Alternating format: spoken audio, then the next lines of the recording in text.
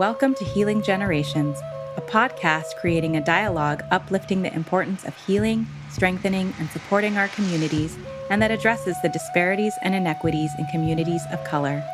Healing Generations is brought to you by the Healing Generations Institute, a collaborative initiative of the National Compadres Network and the Brotherhood of Elders. Be sure to subscribe to stay up to date on our new releases.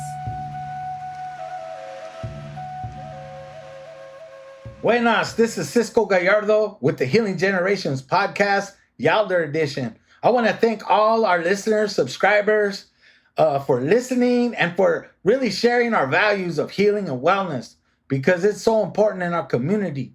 I want to invite everyone to take a moment to breathe before we get going. I want you to think about all life, all our creation.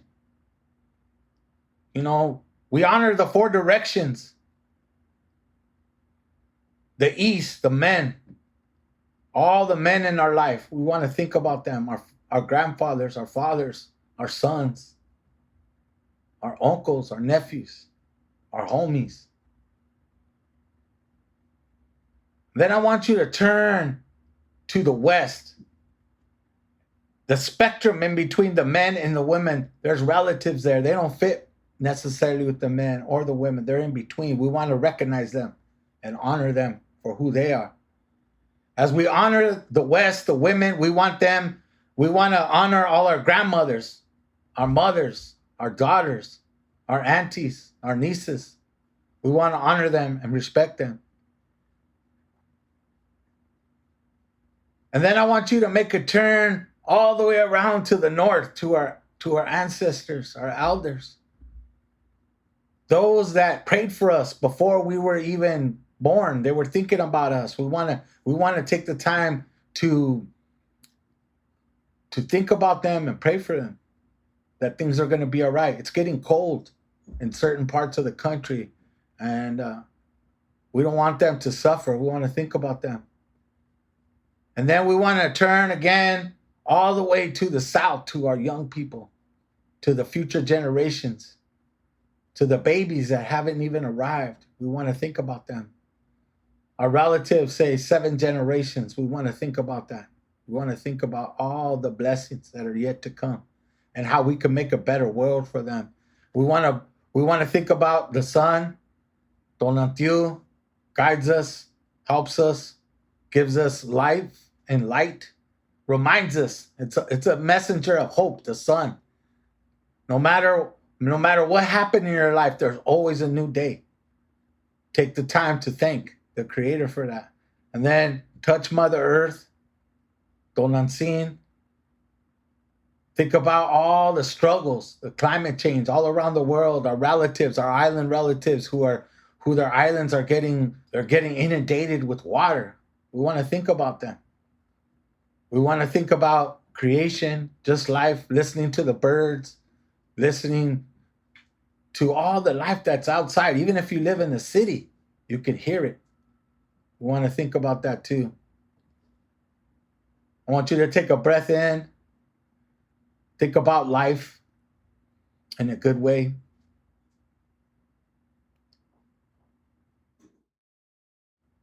This episode of the Healing Generations Yalder edition, we have a special guest. I haven't known him that long, but what I've seen of his work and the times I've been around him, I've seen a lot of goodness, a lot of healing, a lot of beauty. His name is Luis Ruan. I want to give him a chance to tell us a little bit about himself. Can you share a little bit about yourself, your family, your background, your journey up to this point in life? Well, thank you for inviting Cisco. It's good to be here. My name is Luis Ruan. Originally, I grew up in San Diego, in a place called National City, California. And I've been here, but most of my life I've lived in LA, worked in LA, worked with Jerry, worked with Homeboy Industries, worked in probation. I worked for the probation department for 10 years, worked in the prison system as well. My family is from Michoacan. They're Purépachas. On my grandfather's side, they still speak the language there. I remember going there as a kid and walking down the street, and they would speak Purépecha. And I go, "What the heck is that, man?" Until I didn't know what it was. That just people spoke differently. but we would go there and every summer. And yeah, I worked in LA most of my life, and my family. I have two sons, Nico, Gabriel. They're young men, and yeah, that's part of who I am. What are the lessons that you learn from your culture, your family, or life experiences along the way, and how has it helped you in your own healing and development? Uh, like some of the lessons, that I learned. There's been a lot of lessons, good lessons. One thing that we used to do every summer, we would go to Guadalajara in Michoacan, when a lot of kids were going to Yosemite and Sequoia and all these nice trips. We always went to Mexico. We took the bus from Tijuana all the way, and I learned that my culture is beautiful, man. I learned that the people there are very hospitable, um, and there's a lot of beauty in the culture and how we treat each other. And I didn't really understand my native part growing up, but it was all around me. It was all around me, and especially in Michoacan because they still speak the language there.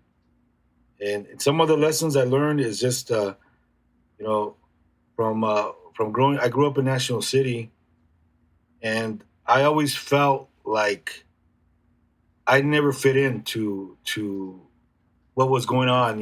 High school kids.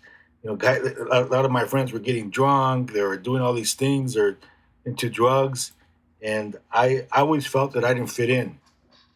Um, but when I was in my 20s, I ended up on the Navajo reservation doing some lectures there.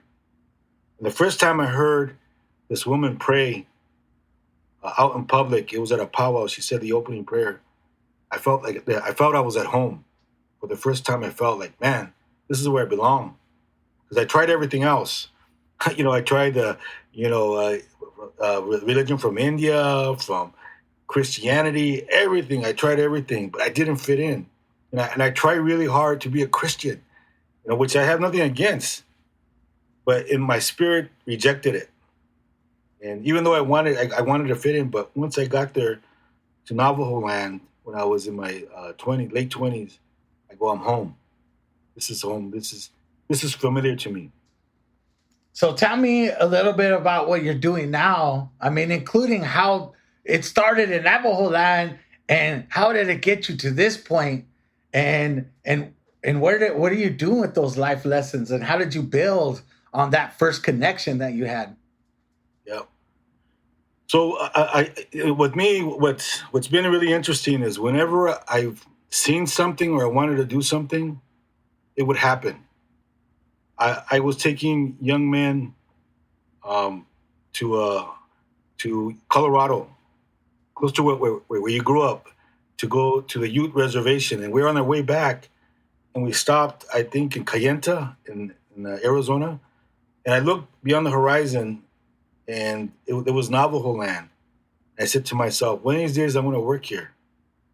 A year later, I was working there. I remember I was in Canada. I was visiting some friends there. I looked over the mountain. I go, I want to work here.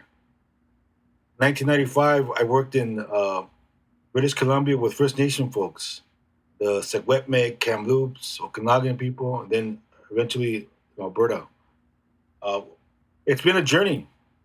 It's been a journey, and sometimes it's out there. The journey is out there, and you just follow it. And I've learned a lot. I've learned a lot about I worked with young men that were involved in gangs. I traveled all over the place, lecturing on that, helping people develop programs.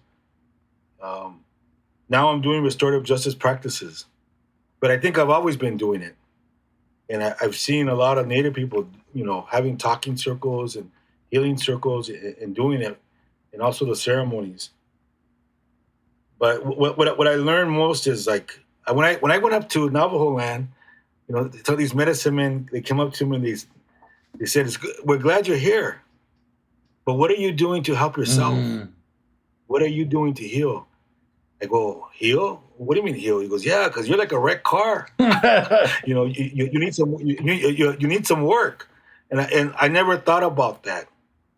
I never thought about. I just thought that you work hard, you do your best, but there's also another part where you got to take care of yourself and you got to heal. And you and I talked about that earlier. That the healing is ongoing, man. We always pick layers, and I do a lot of coaching with people, and and I tell people sometimes you don't get that you don't get it yet. They go, what? I go, yeah. I go, it's okay. I've been through the same thing. There was parts when I was younger that I didn't understand. I wasn't ready to understand certain things about myself. But when you do, a different level of healing, starts when you do that. So a lot of people ask, what does healing mean to you? Healing, I think there's different parts to healing. One of it is, being honest, really being honest with yourself, being raw, naked, honest about how we impact the world, what we do. And another part is believing and accepting that things are going to be different, that you're worthy of healing. You got to have that. Like, I have clients that ask me, hey, can you help me? Can you work with me? And I said, okay, I got one question to ask you. Do you believe that you're worthy of healing? I got to think about that, sir. I'm not sure. Okay, call me in 3 weeks when you're ready. But that's the first part. And the other part is like the wings of an eagle. One wing represents doing the work, action, movement, because we got to do the work, right? And the other wing represents faith, belief, acceptance that you're worthy of that. So they work together. You can't just do the work and get off the ground like the eagle. You need both of them. But once you use both of them, they synchronize, and you can see things better once you do that. And I worked with a lot of this teaching here. The young people taught me this.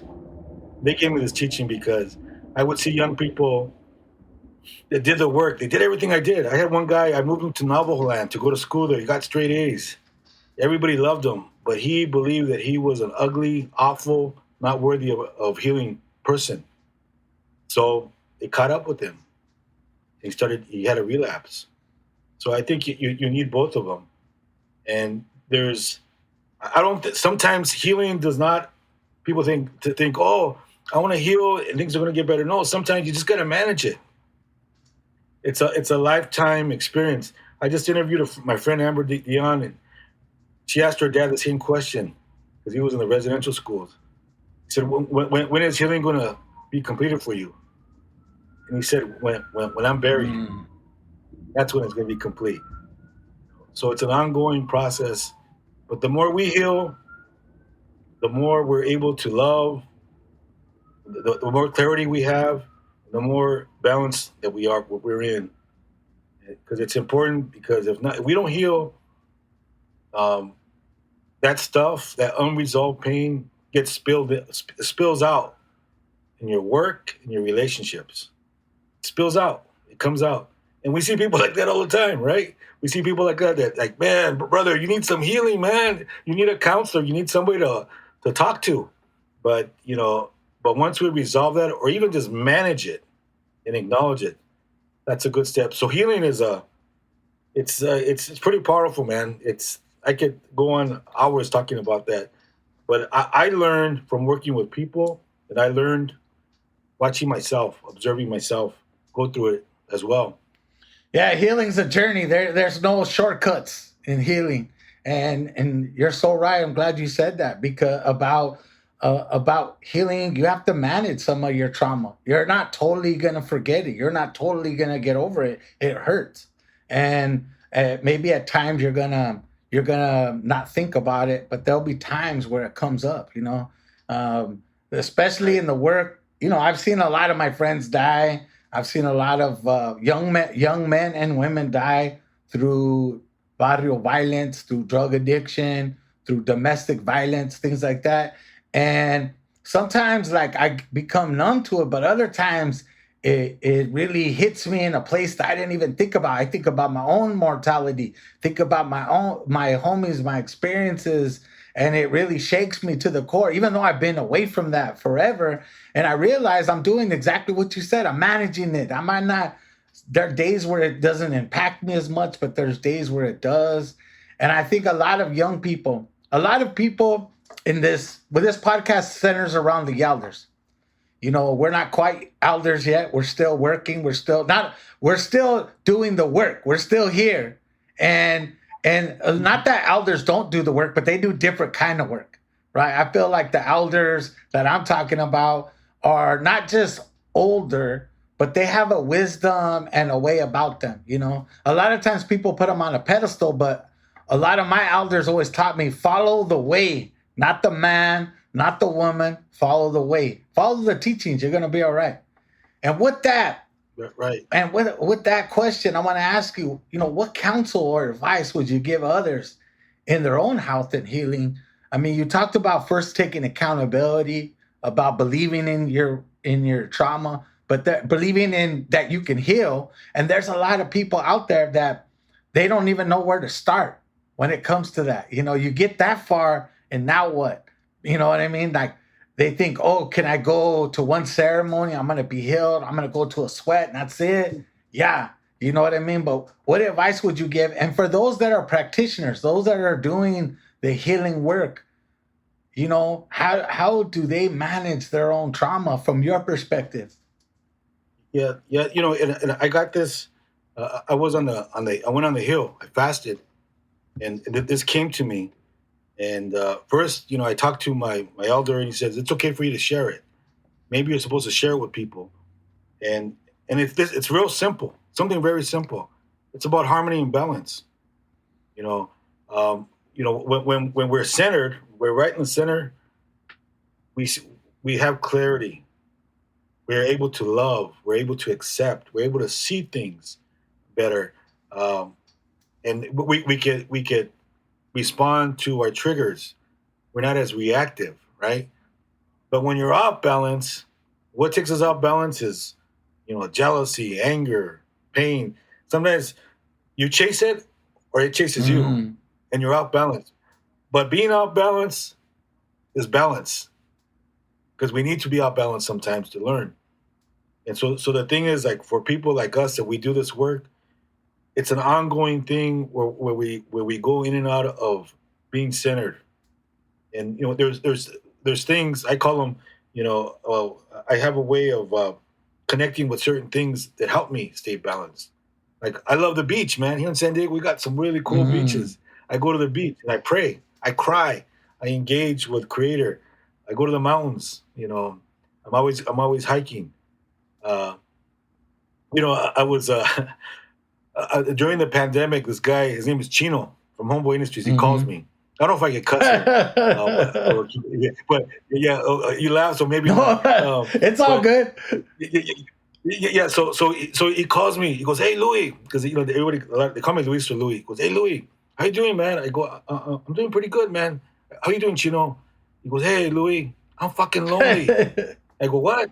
I go, "What's going on?" I'm here in rehab. I miss my family. It's a freaking pandemic. And I go, "Let's talk about that, Chino. What's making you feel lonely, man?" And we had a really good conversation. And then I sat down on my couch. I said, "You know what? I'm fucking lonely." You know, if I'm honest, because, you know, the pandemic, you know, and what is it? What is it that makes me feel that way? When don't I feel that way? I don't feel that way when I'm praying. I don't feel that way when I'm in the ocean. I don't feel that way when I'm around people I care about and I love. I don't feel that way because I'm a musician, when I'm doing my music. So it's about connecting, you know, having that connection, that constant connection. As human beings, we need that. We yearn for it. Spirit yearns for that. And I was talking to my friend Amber Dion, and she was saying that an elder told her that when we're traumatized, it's not that we're disconnected from our spirit. Our spirit doesn't go somewhere. Our spirit is still there. We just don't see it. We're just not able to connect with it. You know, that makes a lot of sense because it's there. It doesn't leave us, you know. So I think that's a really important for people doing this work, healing. You know, get a network, find a mentor. You know, I do writing workshops during the pandemic. I did circles. I got to invite you, Cisco, to the circles. Mm-hmm. So don't wait for somebody to do it for you. Go out there and create it Mm. yourself. Do it yourself, you know. And I think another part of healing is that when people get depressed, you're depressed because you're not doing what you're supposed to be doing in Mm. life. Your spirit's screaming at you, say, "Hey, man, get off your ass and do what you're supposed to do in life. Your sacred journey, Mm-hmm. right?" And I had a dream one time, and I was between dreaming, waking up. Something said, "Be fearless with your purpose." Mm. I go, "Wow, yeah, be fearless with your purpose." So whatever it is that we need to do in life, and we know it, if we pray enough and meditate, like what you got to do it, man. Be fearless. Be a warrior with that. And like I did a podcast. I have a podcast as well. I was afraid to do it because of the rejection, and I stutter Mm. sometimes, and but I did it anyway. I started a program called Beyond Limits where I took youth that were incarcerated and gang involved to hike the highest mountain in the continental U.S., Mount Whitney. It was like 82 Mm. miles. And I did it as a metaphor not to teach them where they experience what is possible in their life, Mm.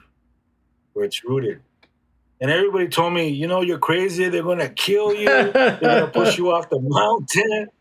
And what happened, like almost every single time that we're about to climb the summit, because you go, you go like at 14,000 feet, and you can either go on the other side of the mountain or go to the summit.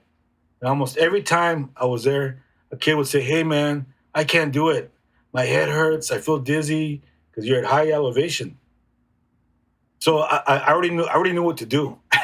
I would say, "You know what? I don't want to hear you crying. Just go down the hill, man. And I don't want to hear it." And then I go, "But before you go down there, I want to ask you a question." I go, "What? What's going to happen when life gets hard? What's going to happen if something happens in your family? Are you going to walk out? Are you going to quit?" Then they look at me. "I'm going to do it, Louis." And I would take them to the mountain. I go, "Okay, I want to walk with you." And then we get to the summit. I go, "You did it, man. Take a deep breath. Look at it. You did this. You can tell your grandchildren. You're going to remember this for the rest of your life." Yeah, that's beautiful. So just have that reference point instilled in them. But what happened to me was it impacted me too, because when I was writing my book, I wanted to quit. Their faces haunted me. Mm. Of those kids that I was trying to help, but now they're. I kept on seeing that, like the things that I would say, you can't quit. So there's a lot there with that, and I would say be fearless with your purpose and keep yourself balanced. Find that balance in your life. That way you could take when a young person is angry at you and recognize it's not you, it's their pain. Mm. Absolutely. Or when people say things about you, you can't do it. You say thank you, Mm. and then you do it. you Yeah, know. So absolutely. Well, I appreciate those lessons. I've always enjoyed when I work with kids and I see their that aha moment in their head when the light turns on and says, "Yeah, I get this." I mean, it's beautiful. Even to this day, I mean, that's the one thing about getting older for me that I enjoy is I get a lot of emails from kids, or they're kids to me, but they're adults now, got families, they're doing good, and they write me about the impact of.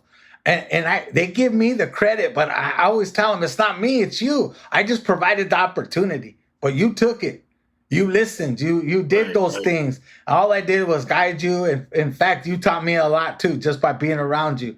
And I appreciate that you did that for those kids and your book. It's beautiful thing. All the things that you're into. So again, I want to thank you again for having this you know creating this opportunity where you could be on with us to talk about healing. And if people want to find you, what you're up to, how can they find you? Yeah, well, I have a website, luisruan.com, LUISRUAN.com. Pretty simple. So I have my podcast there and access to my book and what I'm doing. So if you want to check out Luis, you just got to go to his website, luisruan.com, all things Luis.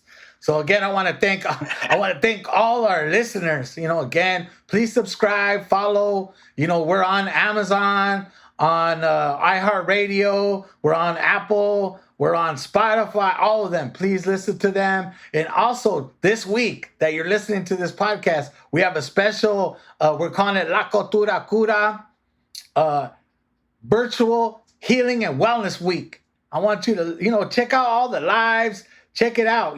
Maestro Jerry's gonna really give some knowledge. He's gonna drop a lot of knowledge, and he always says, follow your sacred purpose. Find that sacred purpose. And a lot of people say, well, how do I do that? You got to engage in your life, and it will come to you. You got to engage in that healing, and it will come. I guarantee it. You have to trust the process. Again, follow the way. It's going to come to you. And again, I want to appreciate all our elders, all our medicine people that are still out there doing the work for us. Men, women, all those in between that are doing the work. I really appreciate them. I'm sure sometimes they feel lonely. They feel forgotten. I want to, acknowledge them. I want to encourage everyone, if you know medicine people, check up on them. Don't just call them when you need something. If you really care about them as a person, just call them and say, hey, how you doing? Take them to lunch. And don't call upon them only when you need something, because they're people too, and they really need help. You know what I mean? I just want to leave you with that message. Healing is always possible. It's scary, I know, but you gotta kind of reach out for it. Again, this is the Healing Generations Galder edition. And again, my name is Cisco. I just want to say a ho to each and every one of you. Until next time, palabra. For more information about Healing Generations and the Healing Generations Institute, visit nationalcompadresnetwork.org and be sure to subscribe to stay up to date with our new releases.